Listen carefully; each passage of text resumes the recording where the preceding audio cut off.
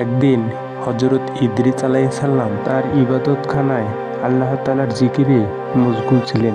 এমন সময় একজন ব্যক্তি হজরত ইদ্রিস আলাইহিসসালামের কাছে আসলেন। হজরত ইদ্রিস আলাইহিসসালাম তাকে মেহমান মনে করে তাকে অভ্যর্থনা জানালেন এবং তার কাছে বসার জন্য অনুমতি প্রদান করলেন। হজরত ইদ্রিস আলাইহিসসালাম বুঝতে পারেনি যে ওই ব্যক্তিটি মালাকুল মাউত হজরত আজরাইল আলাইহিসসালাম। হজরত আজরাইল আলাইহিসসালাম এসেছেন মূলত তাকে দুটি পরীক্ষা করার জন্য। হজরত ইদ্রিস আলাইহিসসালামের একটি অভ্যাস ছিল, তিনি সবসময় রোজা রাখতেন। তিনি রোজা রাখতে খুবই পছন্দ করতেন, সেদিনও তার ব্যতিক্রম ছিল না। হজরত ইদ্রিস আলাইহিসসালাম সেদিনও রোজা অবস্থায় ছিলেন।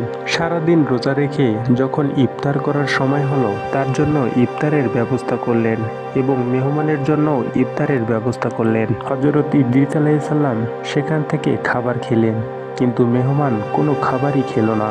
যদিও হজরত ইদ্রিস আলাইহিসসালাম মেহমানকে বারবার বললেন, ভাই আপনি এখান থেকে খাবার গ্রহণ করুন, কিন্তু মেহমান সেখান থেকে কোনো খাবারই গ্রহণ করলো না।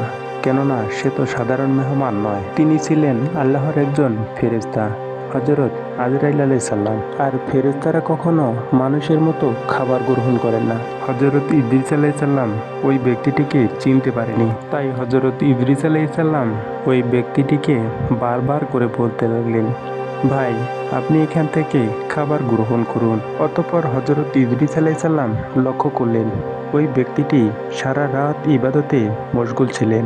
পরের দিন হজরত ইদ্রিস আলাইহিসসালাম মেহমানকে বললেন, ভাই এবার অন্তত কিছু খাবার গ্রহণ করুন, কিন্তু মেহমান কোনোভাবেই কোনো খাবার গ্রহণ করলেন না।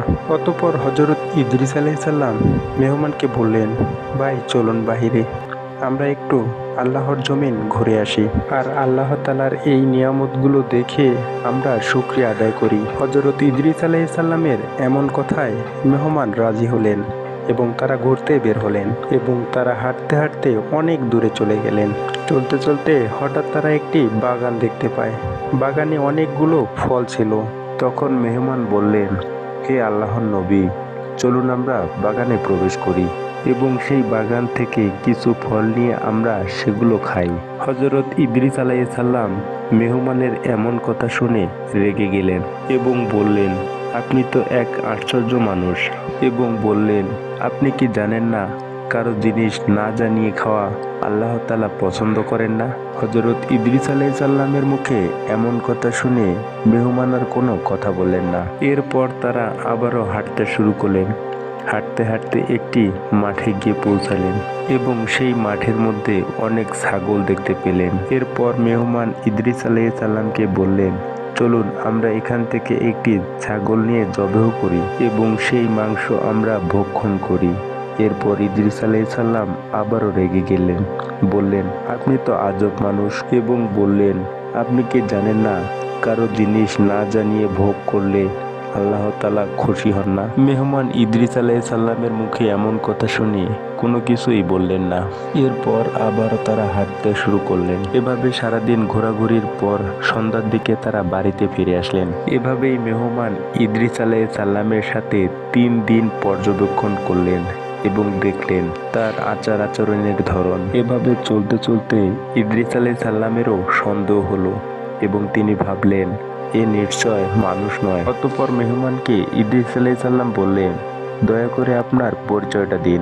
তখন মেহমান বললেন, আমি মানুষ নই, আমি আল্লাহ তাআলার এক ফেরেশতা, আমার নাম মালাকুল মাউত।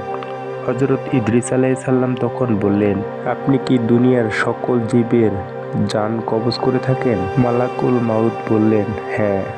তখন ইদ্রিস আলাইহিসসালাম বললেন, তাহলে কি আপনি আমার জান কবজ করার জন্য এসেছেন?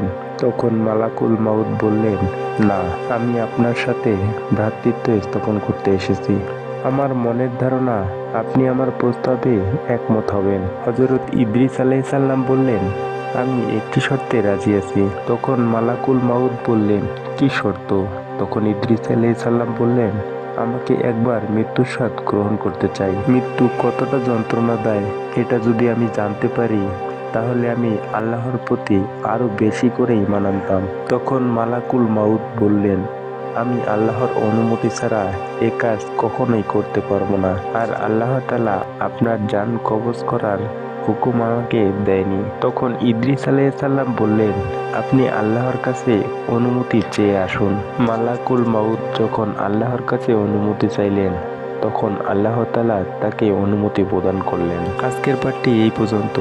আপনাদের সাড়া পেলেই পরবর্তী পাঠটি বানানোর চেষ্টা করব। ভালো থাকুন, সুস্থ থাকুন। আল্লাহ হাফেজ।